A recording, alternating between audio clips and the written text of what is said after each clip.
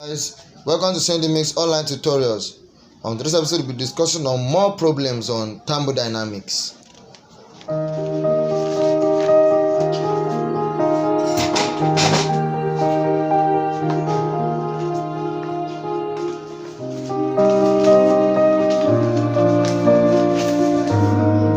Welcome back. So in the previous video, we discussed on some thermodynamic situations. So in this video, we'll also be discussing on more problems on thermodynamics, and in the next 3 to 4 episodes in this series. So now the question we have here today says a piston cylinder system contains 1.5 kilogram of saturated water vapor at 10 bar. The system undergoes a constant pressure heating process, after which the system is cooled at constant volume to 5 bar. And the water returns to saturated vapor. So we are saying that we should neglect the changes in kinetic and potential energies. So now the first question we have here is to sketch the process on a TV or a PV diagram, and the second one is to calculate the total work done and the total heat transfer for the entire process in kilojoules. So let us sketch the process on a TV diagram. So now this is our TV diagram. Sketching this process. So let me draw these dome-like shapes. Stop now. So now the first process, this is process 1 to process 2. So it goes like this. Process 1, process 2. So now we said that from process 1 to process 2 it was a constant pressure system. So now this state 2 now to state 3. This is 3 and this is 4. Let us make some assumptions. So now the first assumption we have is that this system is a closed system. The second assumption is that process 1 to process 2 is a constant pressure system. That means to say pressure 1 is equal to what? Pressure 2. And also process 2 to 3 is also constant volume. That is to say V1 is equal to what? V3. Sorry, V2 is equal to what? V3. And process 3 to 4 is a constant pressure system. That is process 3 is equal to what? Pressure 4. Pressure 3 is equal to pressure 4. So now this is our sketch of our diagram. So now at state 1, our P1 is going to be, so now what we want to get is our total work done. Let us know what we are working with first. What we want to get is what? Total work done. This is the total work done from 1 to 2 plus 2 to 3 plus 3 to 4 plus 4 to 1. All these are the work done system. So now from process 1 to 2 we have a constant pressure which is equal to P V2 minus what? V1. 2 to 3 is a constant volume, so this is automatically going to what? Be 0. 3 to 4 is going to be, no, it's not going to be 0, it's going to be, so this is process 3 to 4, and 4 to 1 is going to be also 0. So this is the only work that we are looking for, process 1 to 2 and process 3 to what? To 4. So now let us calculate. Let us get our V2 and our what? V1. So now the first thing now, let us read our question now. So now we know that our V1 is going to our V1 is going to be what? Equal to VG. Yes. So now our V1 is going to be what? Equal to what? VG. And our U1 is going to be what? UG. Do you know the reason why it is in saturated saturated vapor what? Process. So this one is going to be for the heat transfer. It's going to be for the work, because work does not have anything to do with this one. So now let's go to a saturated water table. Let us go to P1 at 10 bar. P1 at 10 bar gives our V1 to be what? 0.1944 kilogram. And our U1 gives us to be what? 2583.7. So now that is for at state 1. This is at this point, at this state 1 here. That is when it is still at its saturated vapor system. But now at state 2, when it is not, it heat saturated heat super saturated region. Sorry, we now know that our P1 is going to be equal to what? P2, because it is constant pressure. So now we're going to be going now to our saturated superheated vapor table, which is 10 bar. So let us go to our superheated region. So now superheated region, now we need to go to 10 bar. But what volume are we looking at now? What volume do we want to? What is our V2 now? Remember that our V2 is going to be giving us V what? 3. So there's no information to get V2. We don't know what our V2 is, but we know how to get our what? V3. So let us get V3, which is also at 5 bar. So getting V3 now, V3 gives us 0.3749. So with this now, we can also equate it to our P2 V2 at our superheated vapor region to get our U2. Are you understand? Are you following me now? So we know our V2 is equal to what? V3. So now with this, now we can get our total work. Let us get our total work done first. So with this now we can get our total work done. Let us get total work done first, so we can move to heat. Let us not pack everything together now and get confused on the way. So total work done is going to be what? P1 equal V2 minus what? V1. So our P1 is going to be 10. V2 is going to be this, which is 0.3749 minus V1 is going to be this, 0.1944. That gives us 180 times 5 kilojoule per kilogram.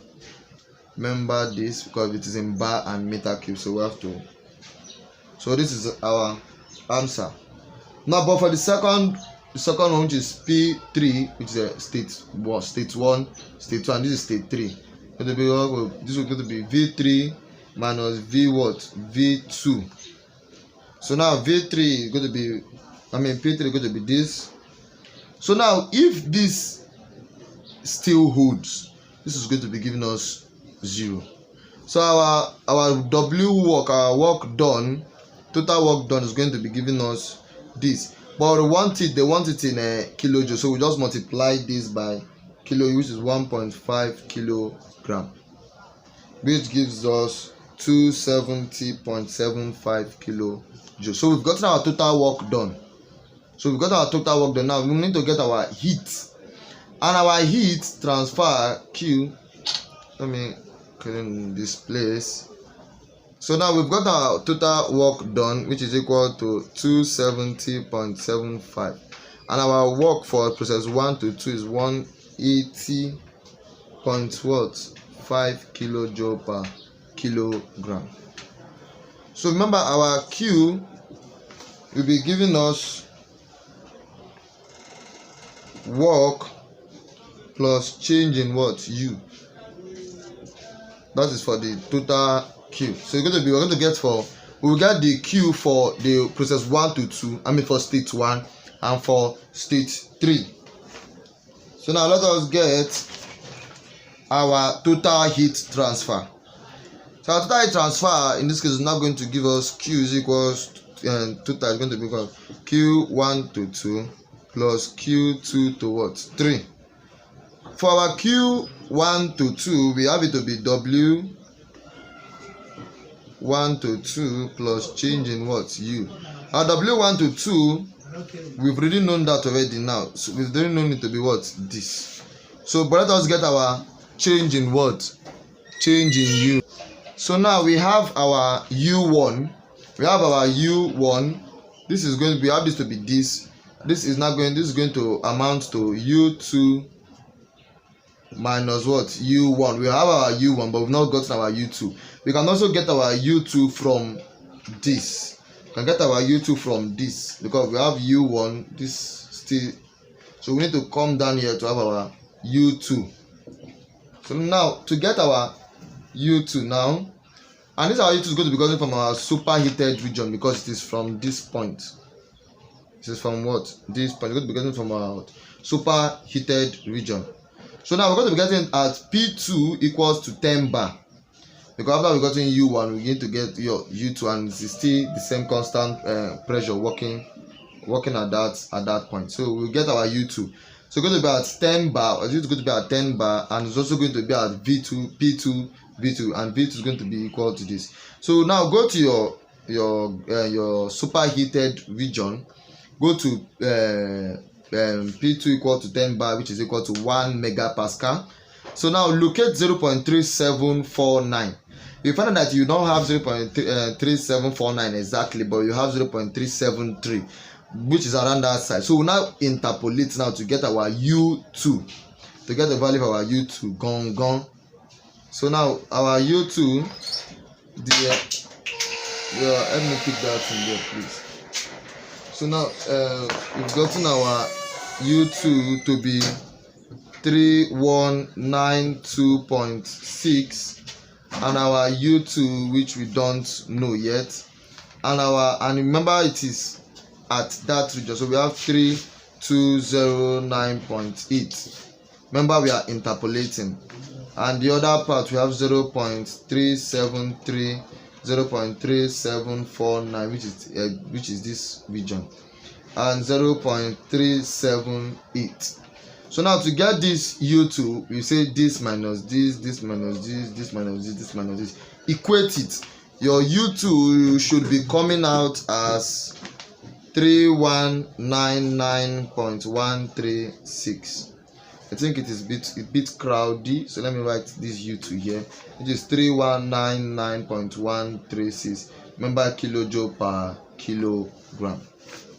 So we've gotten our U2 now to just impute our values into our system.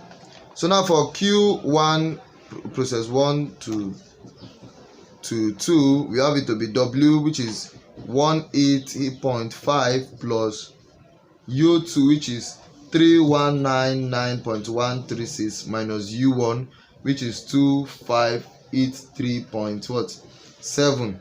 So our Q1 to 2 is going to give us 795.936 kilojoule per kilogram. So we've got it for process 1 to 2. Now we need to get from process 2 to 3. Getting process 2 to 3 now, let me write it here. Let me write process 2 to 3 here. Now Q process 2 to 3 gives us W2 to 3 plus change in what? U. Remember from our work done that here it gives us 0. This is just give us U3 minus what? U2. So our U3 is going to be equal to, actually we've not gotten our U3. We've not gotten our U3 yet, but we've gotten our U2. Not gotten our U3, and our U3 falls under when our U3 falls under state 3. Our U3 falls under state 3, and we know that state 3 is equal to 5 bar. I remember that at state 3, if you that diagram, remember that this is state 1, state 2, and state 3, which is at this axis. Remember that at that point, let me get our U3. So our U3 is going to be equal to what? Our U3 is going to be equal to 25. If you check your property table at 5 bar, you go to 5 bar. 5 bar, you go down. You go to 5 bar. Just from 5 bar down, check your U3. You're going to be finding your U3 to be 256. Let me clean this. We're going to be finding your U3 to be what? 2561.2 kilojoule per what? Kilogram. So we've gotten U3. So now our U3 is now going to be 2561.2 minus U2, which gives us 3199.136, which gives us, if you get your math correctly, you should be coming out with minus 637.936 kilojoule per kilogram.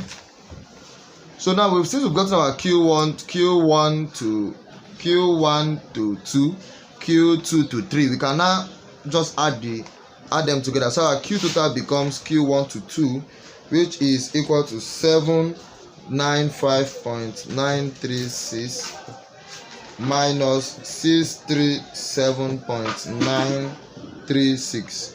If you do your math correctly, it should be coming out with 158 kilojoule per kilogram. But our answer needs to be in kilojoule, so we multiply by gram, which is 1.5 kilogram. This multiply this, so your Q total should be coming out as 237 kilojoules. So now with that being said, I will be drawing the curtain in this episode, and the next video we'll also be discussing on more problem solving techniques on thermodynamics. And have a wonderful day. Bye bye.